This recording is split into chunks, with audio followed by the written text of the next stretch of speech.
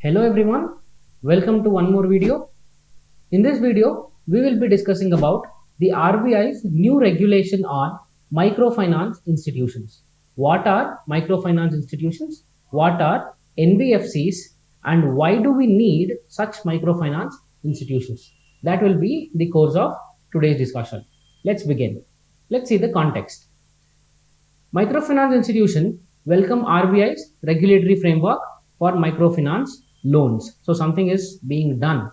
Microfinance lenders should not charge usurious rates of interest, RBI says in revised norms of the sector, which means the microfinance institutions cannot charge the interest rates arbitrarily. Okay, that is what the RBI's new guidelines has said. So let's see what is microfinance institutions.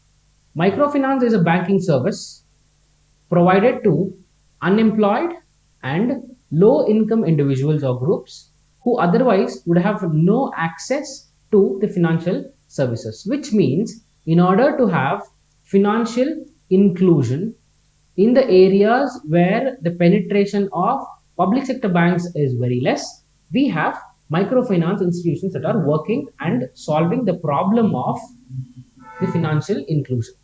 Microfinance allows people to take on reasonable small business loans and in a manner that is consistent with the ethical lending practices, which means these microfinance institutions are legal in nature and they are institutionalized by the government. Okay, and loans below 1 lakh. Okay, loans below 1 lakh, that too which are non-collateral loans below 1 lakh are classified as microfinance loans.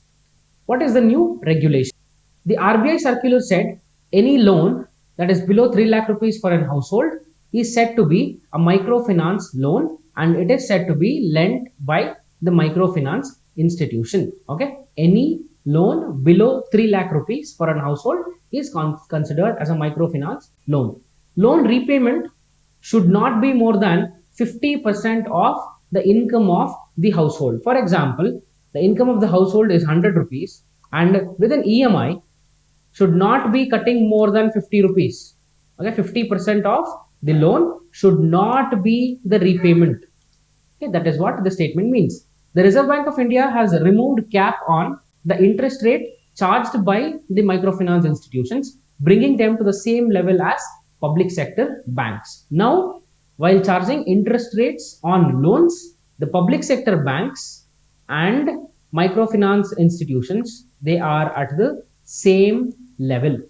Okay, with this, the underwriting of the loans will be done on a risk-based analysis and the risk premium will be charged based on the borrower, which means whenever the process of underwriting is in progress with respect to the microfinance institution, it becomes hassle-free and it will have a greater regulatory control and RBI will have greater monitoring powers with respect to microfinance institutions. Why do we need microfinance institutions? An obvious question to answer.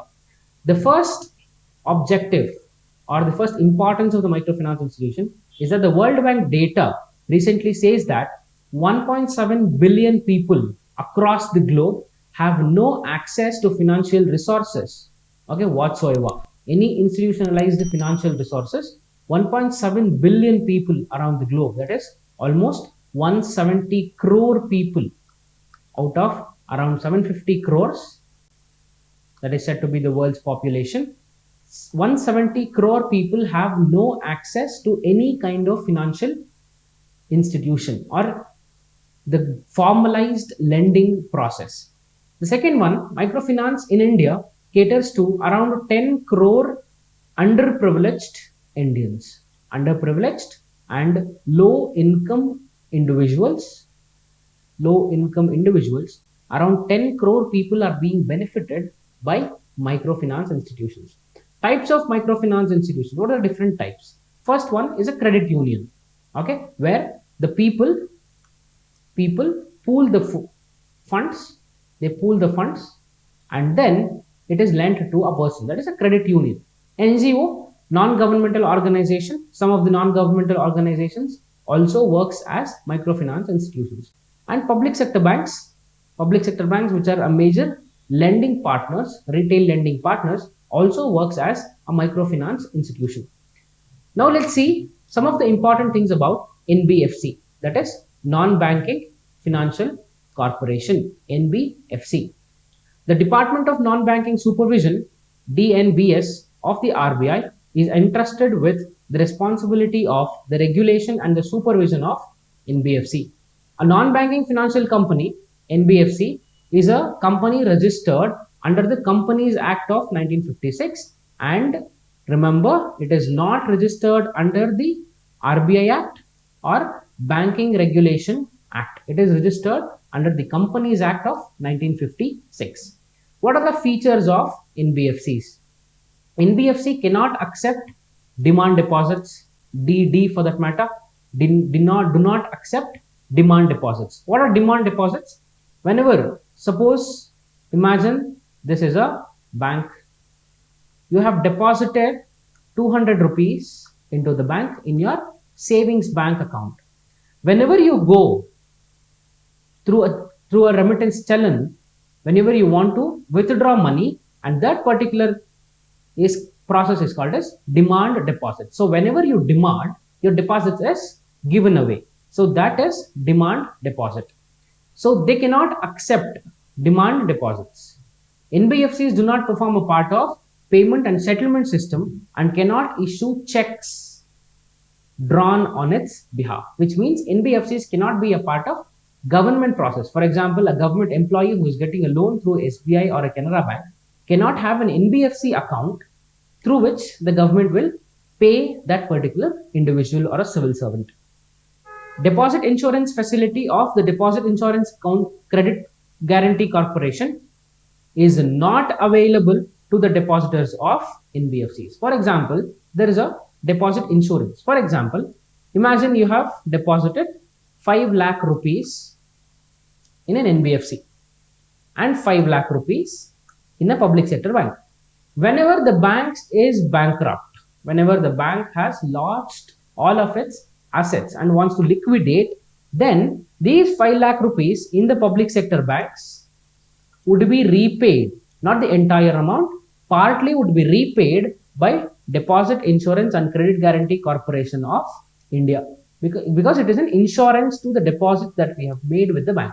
But when it comes to NBFCs here, non-banking financial companies, because they are not registered under the RBI Act or the Banking Regulation Act, and it is a company, it is registered under a Companies Act of 1956, and this provision of Deposit Insurance and Credit Guarantee Corporation of India do not apply to NBFCs. What are the advantages of microfinance institutions? First one, it provides easy access to credit, serves the underfinanced section of society, and thus which will help in financial inclusion. It helps in generation of employment opportunities. You all know, whenever there is an income, there is an investment. Whenever there is an investment, there is an employment being generated. It inculcates the discipline of repayment and makes the future investments possible, enable customer to make the informed choice, because the customer will have a varied options. He will have the options from public sector banks, he will have the option from private sector banks, he will also have the option from NBFC and also MFI, that is microfinance institutions. In order to make this borrowing process through microfinance institutions more engaging and more attractive, government is coming up with all these provisions. I hope you have liked the video. That's all for today. For more such enriching content, please subscribe to Legacy IAS Academy. Have a nice day. Thank you.